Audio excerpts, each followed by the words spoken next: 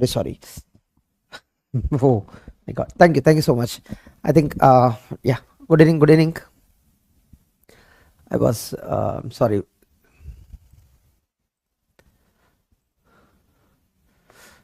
Good evening, is it audible now everyone?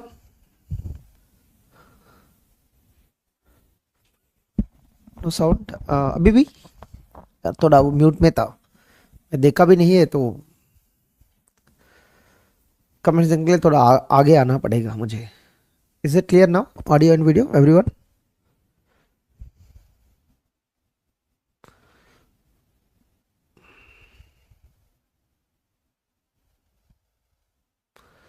No, we have another class also, right? Great.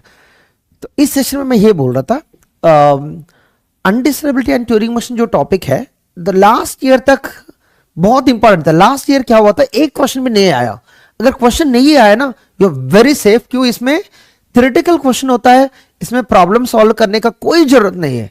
तो यह ऐसे होता है ना, फंडामेंटल बनाना, ग्रामर को समझना, इसमें ये नहीं होता। एक लाइन में, दो लाइन में क्वेश्चन होता है, बहुत इजीली अगर समझ में आया ठीक है, नहीं समझ में आया तो नहीं कर सकते। तो इसमें ये इंपॉर्टेंट है। तो ट्यूरिंग मशीन अनडिसेबिलिटी बहुत इंपॉर्टेंट था, बट लास्ट ईयर में एक क्वेश्चन भी नहीं आया। तो अगर इस बार भी ऐसे हुआ है नेक्स्ट आपके टाइम में, तो बाकी आउट कर सकते, मतलब आउट ऑफ जितने भी मार्क्स है, 8/8, 9/9, जितने भी मार्क्स आएगा टीओसी से पूरा आप निकाल सकते। बट ये 1-2 मार्क्स होता है ना, वो जो प्रिपेयर करेंगे ट्यूरिंग मशीन अनडिसेबिलिटी मिलके 1-2 मार्क आएगा, वो आप केयर कर लेना। बट बाकी जितने भी टॉपिक्स है, बहुत इजी क्वेश्चंस होता है गेट में, याद रखना, है ना? जब भी है ना, आई थिंक फ्रॉम 2014 एंड 15, तो टीओसी का क्वेश्चंस बहुत इजी थी, है ना? तो इसलिए मैं कह रहा हूं, तो 8/8, 9/9 लाना बहुत इजी है टीओसी में। तो इसलिए लास्ट चैप्टर में बता रहा हूं यार, TOC is one of the easy subject. जो इस चैप्टर तक आया है, तो उन लोग के लिए it's, you are you know eligible to get full marks in TOC. आप तक कोई पहुंच नहीं पाया, तो वो पहले ही 2-3 मार्क में वो डिसाइड होंगे, ठीक है? तो ये बहुत इंपॉर्टेंट है। फाइनाइट बेटा बहुत इंपॉर्टेंट, कॉन्टेक्स्ट फ्री ग्रामर्स बहुत इंपॉर्टेंट, और ये लास्ट चैप्टर थोड़ा इंपॉर्टेंट था, बट ये डिसाइड कर लेना। Never Ankita, never. चलो, अनडिसाइडेबिलिटी। तो लास्ट क्लास में ये किया था हम, ट्यूरिंग मशीन। जयेश ना, कंप्लीट कोर्स का क्वेश्चंस नहीं है, सिर्फ अनडिसाइडेबिलिटी का टॉपिक है। अगर नहीं करना है तो वो आप डिसाइड कर लेना, ठीक है? ट्यूरिंग मशीन लास्ट क्लास में कंप्लीट किया था हम। अब इस सेशन में हम डिसाइडेबल, और इसी को हम देखो, डिसाइडेबल का दूसरा नाम क्या है? रिकर्सिव। ये नाम पता होना चाहिए सबको। एसडीयूडी मतलब होता है आरजी बट नॉट रिकर्सिव का दूसरा नाम है, और ये दोनों मिलकर नाम होता है एसडी और आरजी। आप डिसाइड कर लो क्या नाम बोलते हैं इस दोनों को। ये भी एसडी है, ये भी एसडी है, ठीक है? और आरजी वो तो लिखा है ना यहीं पर, ठीक है? नॉट आरई तो होता है अनडिसाइडेबल, मतलब ये होता है ये एसडीयूडी और नॉट आरई। इसका मतलब होता है अनडिसाइडेबल में दो टाइप की प्रॉब्लम्स होता है, आइदर एसडीयूडी और नॉट आरई, ठीक है? मैं कल कहा था यार, ये टॉपिक का जो डेफिनेशन है बिल्कुल पढ़ के आना। क्यों? जो पढ़ के आएगा इसकी कॉन्सेप्ट है, तो आज के लिए उनकी सेशन है, ठीक है?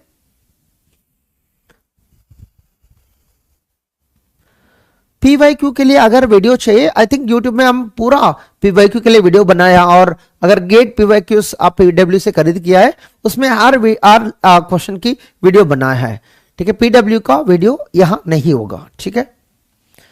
स्टार्ट करें। सो डिसीजन प्रॉपर्टीज में पहले ए आपको पढ़ना है, डिसीजन प्रॉपर्टीज टेबल, ठीक है? क्या पढ़ना है सबको? टेबल। एक टेबल है, इससे आपको बहुत सारे क्वेश्चन सॉल्व होता है। डिसीजन प्रॉपर्टीज टेबल, है ना?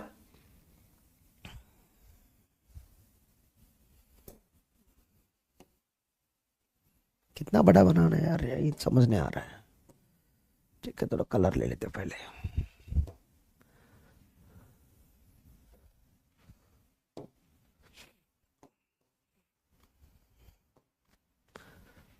इतना बड़ा हो जाएगा, ठीक है, इतना बड़ा। ये टेबल को आप सबको याद रखना होगा, ठीक है। ये अज्यूम कर लेना प्रॉब्लम का नाम है,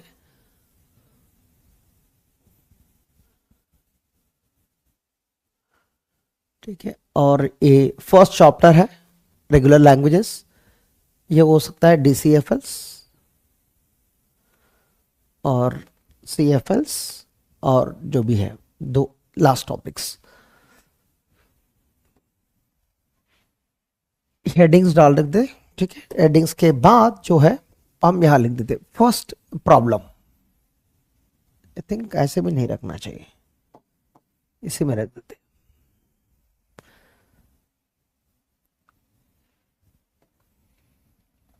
टोटल 8 रोज को याद रखना होगा सबको, 1 2 3।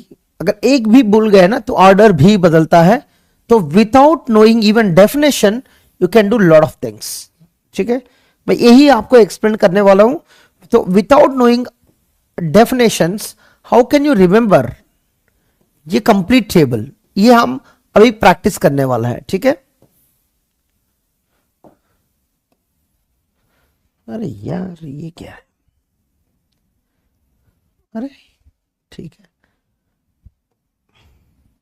हो गया बात, ठीक है।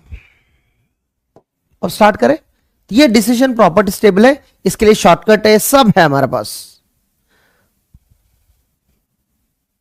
ठीक है। सो विच आर अनरिलेटेड क्वेश्चंस, यहां मैं आंसर नहीं कर सकता हूं। जो आपके लिए रिक्वायर्ड है मैं वो कोशिश कर रहा हूं समझ, है ना, एक्सप्लेन करने के लिए। ये जो है प्रॉब्लम्स, ठीक है, 1 by 1 प्रॉब्लम्स। ये 1 है, 2 3 4, टोटल 8 प्रॉब्लम्स है, वो सबको याद रखना होगा एट एनी कॉस्ट, ठीक है। ये प्रॉब्लम का नाम है, ये लैंग्वेजेस और मशीन का नाम है। तो मशीन में क्या रख सकते हैं हम, यहां पर फाइनाइट ऑटोमेटा के लिए, ये DPDA के लिए, ये PDA के लिए, और ये HTM और LBA दोनों के लिए लगा सकते, कोई दिक्कत नहीं, दोनों का आंसर सेम होता है। और ट्यूरिंग मशीन के लिए, ठीक है। इसमें आपको फर्स्ट प्रॉब्लम जो है मेंबरशिप है, और ऑल्टिंग भी लगा सकते, कोई दिक्कत नहीं है, ठीक है। H ही लगा लेना, हॉल्टिंग। ये हॉल्टिंग प्रॉब्लम है और ये मेंबरशिप प्रॉब्लम है। ये डेफिनेशन भी बताता हूं इसके बाद, पहले नाम याद रखना। हॉल्टिंग प्रॉब्लम, मेंबरशिप प्रॉब्लम, EMTनेस प्रॉब्लम, और क्या, फाइनेटनेस प्रॉब्लम। एग्जाम में डायरेक्टली यही लाइन आएगा, फाइनेटनेस।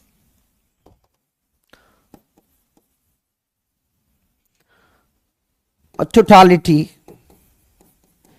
इक्वलेंस, डेफिनेशन भी बताऊंगा इस टेबल के बाद। डिसजॉइंट, सेट कंटेनमेंट, ठीक है। 8 प्रॉब्लम्स एट एनी कॉस्ट आपको याद रखना है, ठीक है। यस, आज सिलेबस खत्म करना है और नेक्स्ट सेशन में सिलेबस कंप्लीट होगा। और इस सेशन में टेबल को याद रखना है, नेक्स्ट सेशन में प्रॉब्लम्स एंड लैंग्वेजेस को याद रखना है आपको सबको, ठीक है। अब ये इसलिए बहुत इजी है, देखो फर्स्ट कॉलम जो है सारे डिसाइडेबल है। मतलब ये जो प्रॉब्लम्स दिख रहा है ना, हॉल्टिंग प्रॉब्लम, मेंबरशिप प्रॉब्लम, सब क्या है, डिसाइडेबल है। ये सारे क्या है, डिसाइडेबल है। तो यह एक नाम याद रखना, टिक किया है इसका मतलब डिसाइडेबल है, क्रॉस किया है तो अनडिसाइडेबल है। तो ये नाम याद रखना, ठीक है। और ये जो लास्ट कॉलम जो दिख रहा है ना, वो अनडिसाइडेबल है।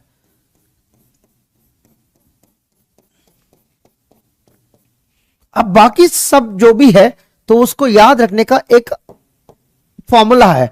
मतलब ये तीनों जो है, 2 रोज जो है वो डिसाइडेबल है, और ये 2 रोज डिसाइडेबल है, और 2 राइट, सॉरी,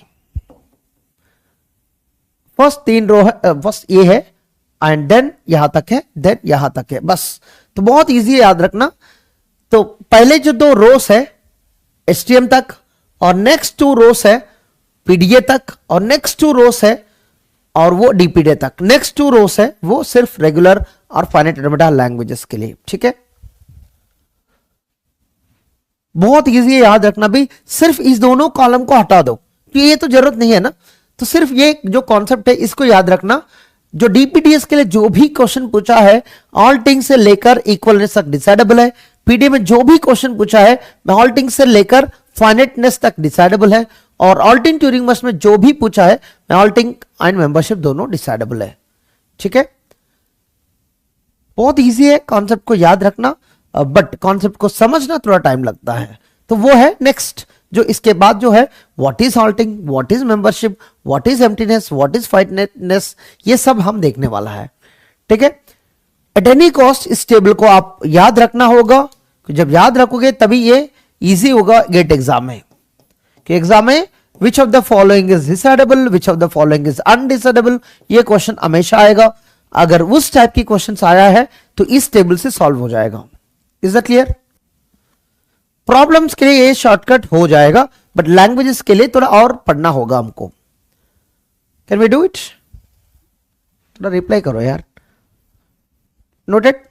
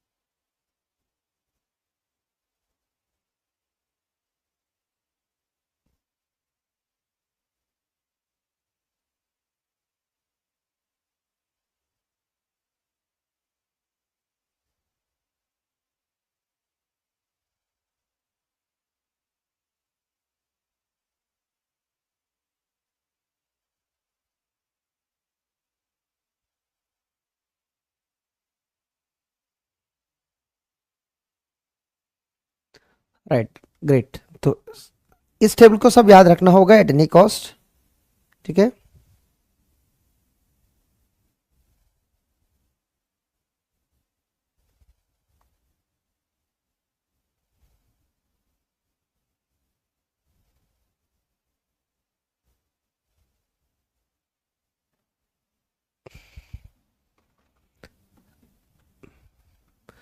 सेकेंड हाफ में ब्रेक मिलेगा, इस टेबल को समझने के बाद हम ब्रेक लेंगे, उसके बाद वो करेंगे, ठीक है।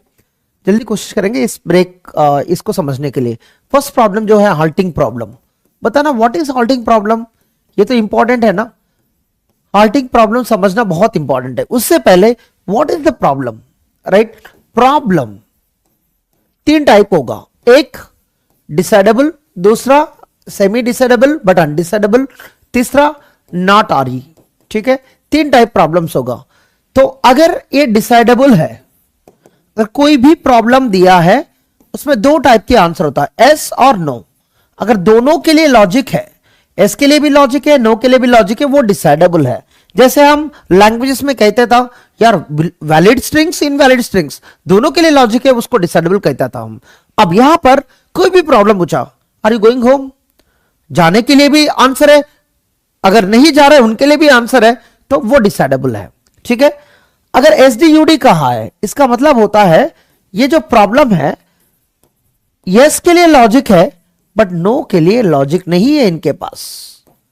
इसका मतलब आप घर जा रहा है क्या, यस उनके लिए लॉजिक है, नो बता रहा है उनके पास डाउट है, यार मैं घर जा रहा हूं, नहीं जा रहा। घर जाने के लिए कोई लॉजिक है, क्यों जा रहा है, नहीं जा रहा है, तो उनके पास लॉजिक है। लॉजिक नहीं है, लॉजिक नहीं है तब ये एसडीयूडी होता है ना। डाउट है तो मतलब वो डी हो सकता है, एसडीयूडी हो सकता। अगर नो के लिए डाउट है वो डी हो सकता, डाउट मतलब एस भी हो सकता, नो भी हो सकता, राइट। नो के लिए लॉजिक हो सकता, नो के लिए लॉजिक नहीं हो सकता। अगर थोड़ा भी डाउट है नो के लिए लॉजिक, तो वो डी और एसडीयूडी बनता है, डी और एसडीयूडी। अगर बिल्कुल क्लियर है दोनों के लिए लॉजिक है वो डी है, एस के लिए लॉजिक है, नो के लिए लॉजिक नहीं है, वो एसडीयूडी है। बट एस के लिए लॉजिक है, नो के लिए इनके पास लॉजिक डाउट है, तो वो आइदर डी और एसडीयूडी होता है। Next NR, not RE. Not RE में क्या है, प्रॉब्लम में जो प्रॉब्लम दिया है यस के लिए लॉजिक नहीं है, नो के लिए हो सकता, नहीं भी हो सकता, कोई दिक्कत नहीं है। ठीक है, ये बहुत इंपॉर्टेंट है, जो हम लैंग्वेजेस में देखा है वही कॉन्सेप्ट यहां भी होगा। ठीक है, इज इट क्लियर? ये पहले प्रॉब्लम का डेफिनेशन समझना, प्रॉब्लम जो भी हो तो आपको एनालाइज करना, एस कब बोलते हैं, नो कब बोलते हैं, पहले इसको एनालाइज करके बाद में किस में लॉजिक है वो समझना, स्टेप बाय स्टेप करना होगा सबको।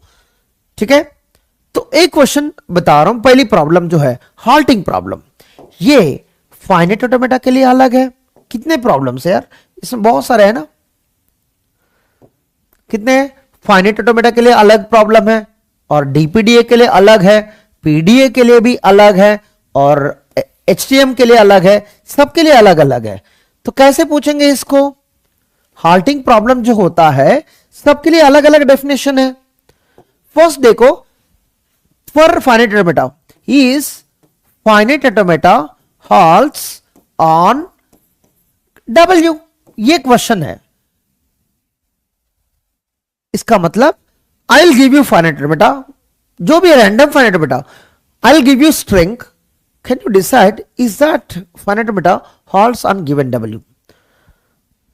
अब बताना, ऐसे कोई है ना कंडीशन है finite automata never halts, impossible है राइट, हमेशा यस तो आंसर आएगा, ये ट्रिवियल क्वेश्चन है। दूसरा भी है ऐसे, is DPDA halts on given W? ये क्वेश्चन ही नहीं है बिल्कुल, क्यों सबको पता है एचटीएम तक सारे मशीन्स हाल्ट होता है। जब हाल्ट होता है ये क्वेश्चन पूछ के, ये ऐसे टाइप की क्वेश्चन है यार, is Narendra Modi our prime minister? यार आप यस बोलोगे, नो तो नहीं बोल सकते।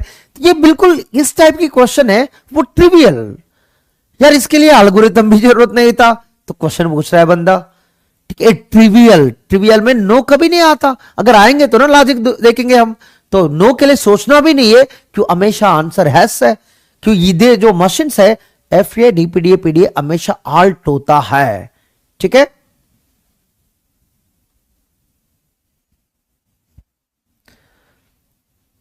आल सेट फाइनल नॉन फाइनल ये अलग बात है, हाल्ट होता है बस। ये वैलिड स्ट्रिंग इनवैलिड स्ट्रिंग नहीं पूछ रहा है, एक्सेप्ट डजंट एक्सेप्ट नहीं पूछ रहा है, हाल्टिंग अलग है, एक्सेप्टिंग अलग है, ये पहले याद रखना होगा। हाल्टिंग मतलब कहीं पर भी हाल्ट होने दो, फाइनल और नॉन फाइनल कोई दिक्कत नहीं है। ठीक है, इज एलबीए, सॉरी एलबीए और एचटीएम दोनों सेम है ना, एचटीएम नाम तो वही है, हमेशा हाल्ट होता है, तो जब हमेशा हाल्ट होता है तो ये क्वेश्चन पूछ के भी फायदा नहीं है, तो हमेशा तो हाल्ट होता है। Is TM halts on W, some string W, W मतलब some string। यार ये थोड़ा डाउट है, यहां सब में क्या है लॉजिक होगा, ये सारे डिसाइडेबल है बाय डेफिनेशन, बट आप देखना होगा यहां पर दो चीज है, एस नो, किसके लिए लॉजिक होगा? एस मतलब ऑल सेट फाइनल, यार नो मतलब क्या होगा? आल्ट होगा, हाल्ट होगा तो लॉजिक होगा, बट गारंटी है क्या हाल्ट होगा TM? No guarantee, it may halt और डजंट हाल्ट, दो चीज है ना। अगर हाल्ट होगा तो लॉजिक है, बट हाल्ट नहीं होगा तो लॉजिक नहीं है। तो इसमें बताना किसके लिए लॉजिक है? एस के लिए लॉजिक है, नो के लिए लॉजिक है? एस के लिए लॉजिक है, नो के लिए we don't know what's going to happen, indirectly we will not have a logic, है ना। प्रॉब्लम है तो क्लियरली आपको एल्गोरिथम है तो दोनों लॉजिक होना चाहिए, पहले एस के लिए लॉजिक है, नो के लिए we don't have the logic, तो यही तो एट द एंड हम बता सकते हैं we don't have a logic.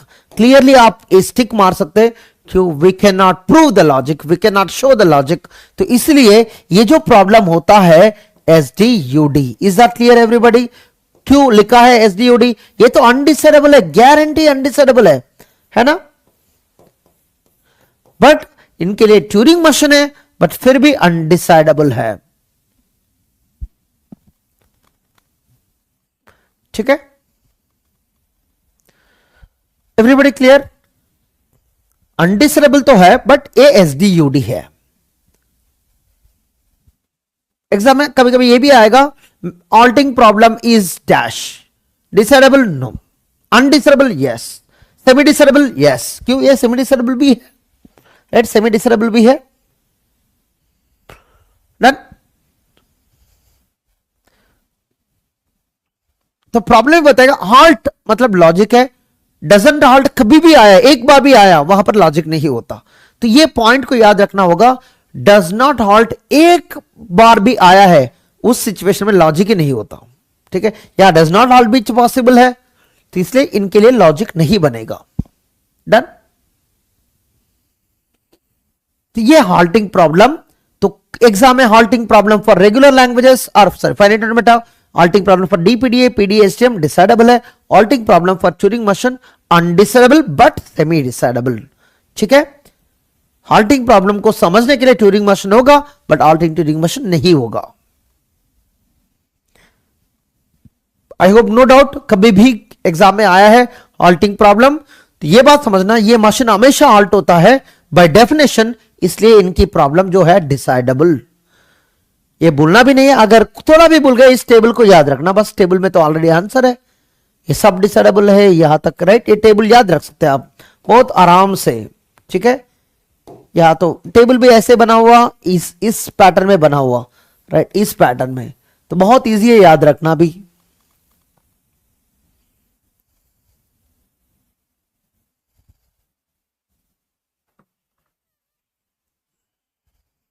Accept का वर्ड ही नहीं है, एक्सेप्ट इसमें आता मेंबरशिप में, हॉल्टिंग में कोई वर्ड नहीं है एक्सेप्ट। हॉल्ट मतलब इट में हॉल्ट एट फाइनल और नॉन फाइनल, बट हॉल्टिंग दिखाना है, ठीक है। हमको नहीं पता क्या टीएम दिया है, क्या स्ट्रिंग दिया है, अल्गोरिथम दिखाना है। दुनिया में सारे ट्यूरिंग मशीन के लिए काम करना चाहिए, सिर्फ एक ट्यूरिंग मशीन के लिए नहीं। ये अल्गोरिथम की बात चल रही है, ये थ्योरेटिकल कॉन्सेप्ट्स को हम डिस्कस कर रहे हैं। अगर अल्गोरिथम है, देखो फाइनाइट बटा हॉल्स ऑन डब्ल्यू, दुनिया में कोई भी फाइनाइट बटा देना मुझे, मैं बता सकता हूं ये हमेशा हॉल्ट होता है। ये डेफिनेशन तो है, स्ट्रिंग उसके ऊपर रन करेंगे तो पक्का हॉल्ट होगा, बट ये गारंटी इसमें नहीं मिलता है, कि इनकी डेफिनेशन होता है अगर इनवैलिड है वो नेवर हॉल्ट में भी जा सकता है, नेवर हॉल्ट में भी जा सकता है, वही दिक्कत है, ठीक है। ऑफ कोर्स मशीन बना के नहीं दिखाया, बट फिर भी ये गारंटी है। मेंबरशिप, मेंबरशिप होता है डिफरेंट। मेंबरशिप ये होता है इस एम एक्सेप्ट्स, ऑल्स नहीं पूछते हम, एक्सेप्ट्स डब्ल्यू, ये होता है क्वेश्चन। वो लैंग्वेज के लिए भी पूछ सकता है, मशीन के लिए भी पूछ सकता है, ग्रामर के लिए भी पूछ सकता है। यहां पर is M accepts W, is W belongs to L, is W belongs to L of G, तो ग्रामर के लिए भी पूछ सकते हैं, एक्सप्रेशन के लिए भी पूछ सकते हैं। तो यहां मशीन भी इन्वॉल्व होगा, लैंग्वेज भी इन्वॉल्व होगा, ग्रामर भी इन्वॉल्व होगा, एक्सप्रेशन, रेगुलर एक्सप्रेशन भी इन्वॉल्व कर सकते हैं रेगुलर लैंग्वेजेस के लिए, ठीक है।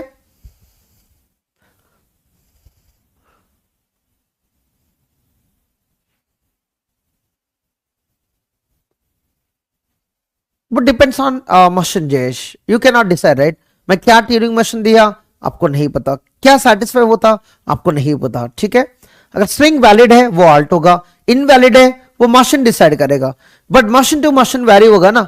कोई भी मशीन होगा तो एल्गोरिथम दिखाना होता है, इस मशीन में हाल्ट हुआ, इस मशीन में हाल्ट नहीं हुआ, तो क्यों हाल्ट नहीं हुआ, क्यों हाल्ट हुआ, वो बताना होगा एल्गोरिथम। अगर नहीं बताया तो ये एल्गोरिथम नहीं है, ठीक है। एल्गोरिथम हमेशा बताएंगे क्यों आल्ट नहीं होता है, क्यों आल्ट नहीं होता है, बट आल्ट नहीं हुआ तो उनके लिए एल्गोरिथम ही नहीं है दुनिया में, ये क्यों आल्ट नहीं होता है, एल्गोरिथम नहीं है बताने के लिए, ठीक है, ठीक है।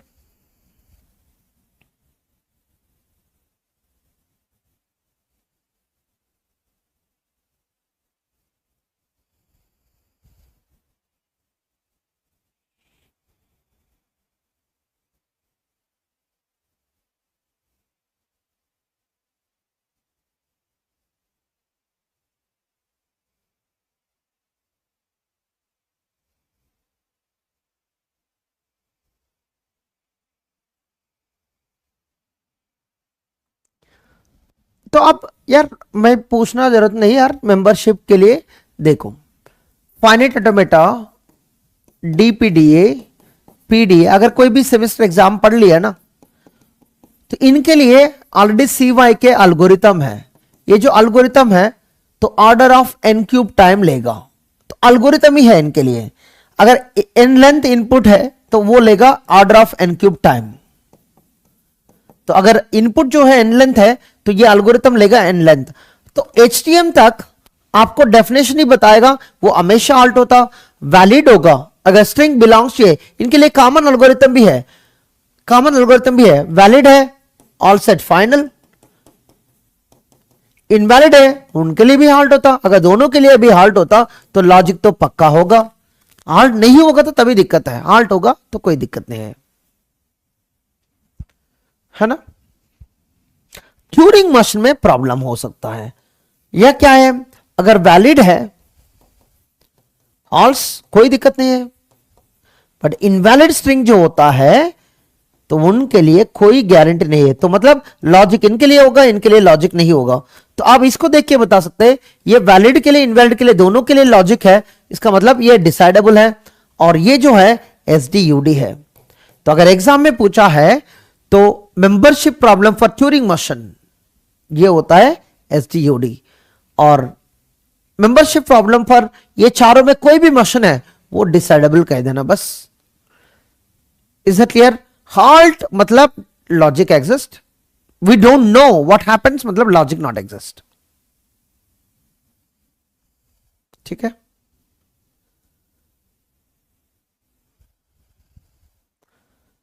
Is it clear? यार कोई भी दिक्कत होता है सिर्फ आपके नाम से सर्च कर लो, सब मिल जाता है ना, तो डायरेक्टली भी पूछ सकते हैं, right? We are here to learn, तो लर्न। ओके, वैसे भी मैं प्रॉब्लम का डेफिनेशन दूंगा, बट जरूरत नहीं है इसको सबके लिए अप्लाई करने के लिए। What is emptiness problem? Emptiness problem मतलब is given machine accepts nothing. वहां तो आंसर ऑलरेडी मिल गया आपको, मतलब is L equal to pi, is given grammar generates nothing. ये इस टाइप की प्रॉब्लम हो सकता है एग्जाम में। इज फाइनाइट बटा accepting nothing, is language except by finite बटा empty, is language generated bye regular grammar empty. अगर आपको पहली चैप्टर में अप्लाई करना है, अगर कॉन्टेक्स्ट फ्री लैंग्वेजेस के लिए अप्लाई करना है, is PDA accepts nothing, is context free language empty, is context free grammar generates nothing, ऐसे पूछेंगे एग्जाम में। Is that clear? डन?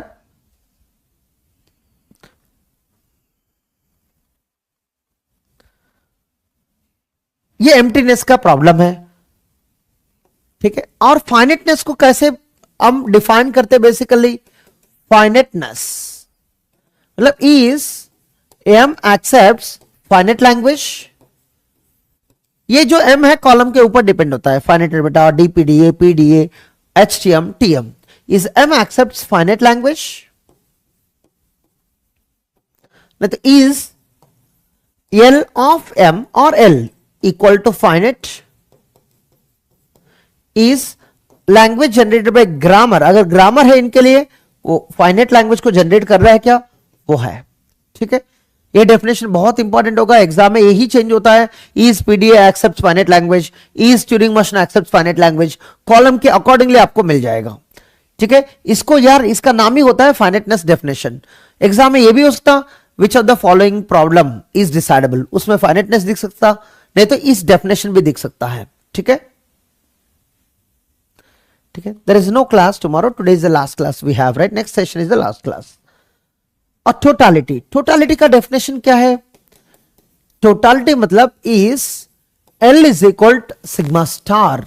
अगर मशीन है is M accepts everything, everything means every string. यह है डेफिनेशन ऑफ टोटालिटी, ठीक है। और इक्विवेलेंस, इक्विवेलेंस का वर्ड लिखा वहां पर, या डेफिनेशन यहां प्रोवाइड करेंगे हम।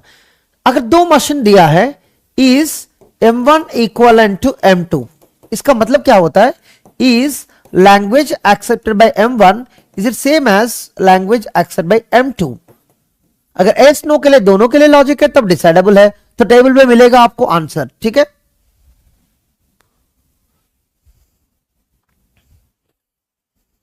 ठीक है।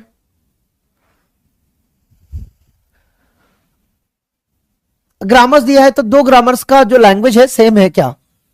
ठीक है,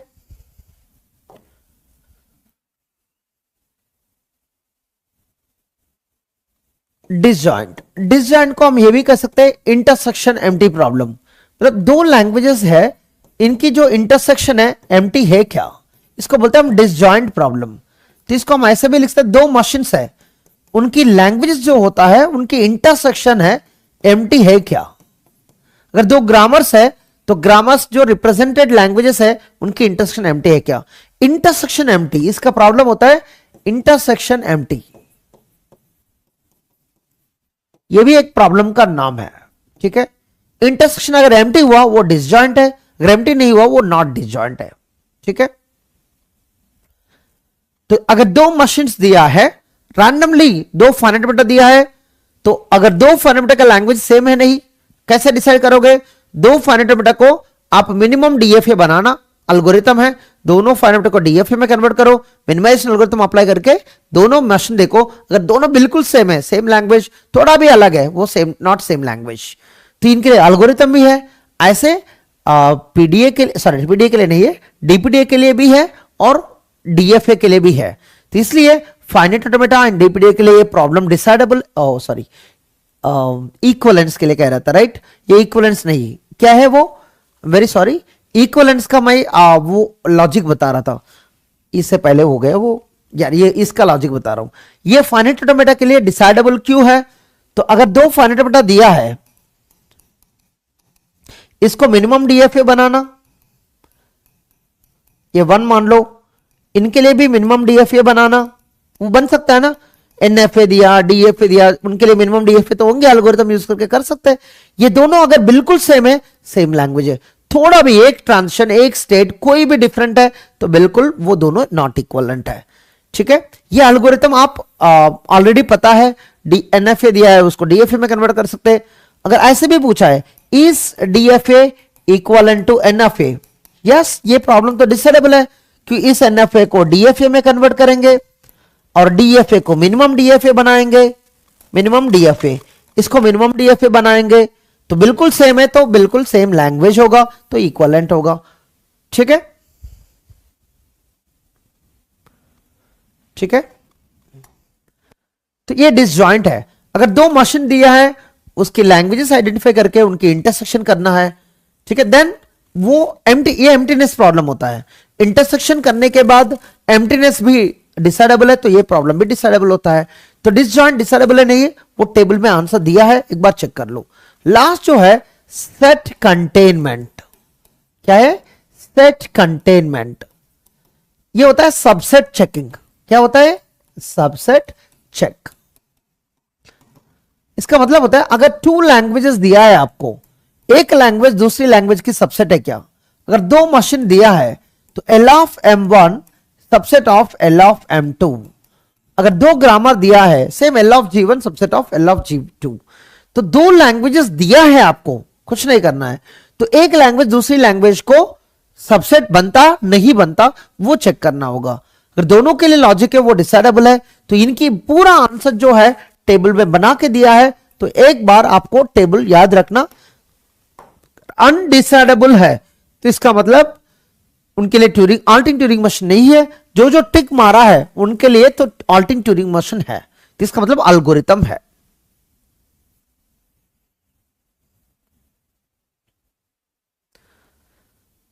राइट, तो वेर एवर वी आर, तो we will be as one team, so don't worry about it. तो उनके लिए आप पूछना जरूरत ही नहीं है, ठीक है, बट ये पढ़ना आपको जो वेरी इंपॉर्टेंट है एग्जाम के लिए। तो अगर इससे क्वेश्चन आया, इस टेबल को यूज करना। बट इसके बाद जो नेक्स्ट सेशन में होगा वो मोस्टली, और ये डेफिनेशन पढ़ लेना, और मोस्टली लैंग्वेजेस एंड प्रॉब्लम्स की हम डिस्कस करेंगे। Why the problems and languages are decidable and undecidable, वो हम नेक्स्ट क्लास में पढ़ने वाले हैं। List of problems and list of languages. इस सेशन में हम ये किया है सिर्फ डिसीजन प्रॉपर्टीज, जो जो प्रॉब्लम्स डिसाइडेबल है, जो जो प्रॉब्लम्स अनडिसाइडेबल है और उनकी डेफिनेशन क्या है वो हम देखा है। सिर्फ इस टॉपिक में हम डिसीजन प्रॉपर्टीज का टेबल देखा है, बट ये कम से कम आपको पढ़ने के लिए रियली आपको समझना है वाई डिसाइडेबल वाई अनडिसाइडेबल। हो सकता है आपको लगभग मोर देन 30 आवर्स लगता है, 30 literally it's nearly half of the TOC subject. ठीक है, रियली आपको पढ़ना है, कोई भी किसी को भी पढ़ना है why this problem is decidable why this is undecidable, it takes lot of time. तो इस सेशन में मैं वो अवॉइड कर रहा हूं जल्दी आपको समझने के लिए। ठीक है, गेट एग्जाम के लिए वो टेबल याद रखना। और नेक्स्ट क्लास में क्या क्या लैंग्वेजेस, प्रॉब्लम्स तो समझ लिया, क्या क्या लैंग्वेजेस है वो decidable, semi decidable, undecidable and not R, वो तीनों हम नेक्स्ट क्लास में करेंगे, जो list of problems, list of languages. ठीक है, great, thank you so much, see you in the next class, bye bye।